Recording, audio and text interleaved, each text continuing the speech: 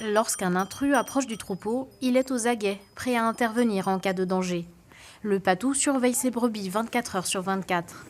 Pour ses propriétaires, il est la meilleure protection contre les attaques en tout genre. On n'est jamais à l'abri d'une attaque, que ce soit d'un grand prédateur ou même d'un chien.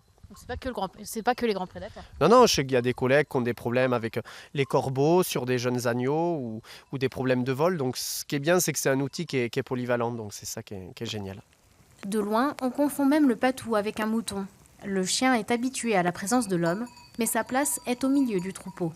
C'est un conditionnement, quoi. On va lui le conditionner dès tout petit à être avec les brebis. Et puis c'est comme si c'était sa famille, donc il va les défendre.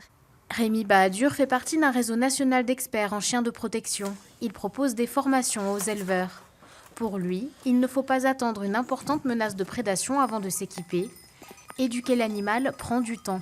Ça peut être vu comme une contrainte parce que forcément au début il faut y passer du temps, mais il faut se dire que la première année, voire les 1 an et demi de travail qu'on a fait sur son chien, après on les a pour 10 ans et que c'est un investissement et que c'est aussi le chien de protection, c'est un outil de travail. Difficile de connaître le nombre de patous en Franche-Comté.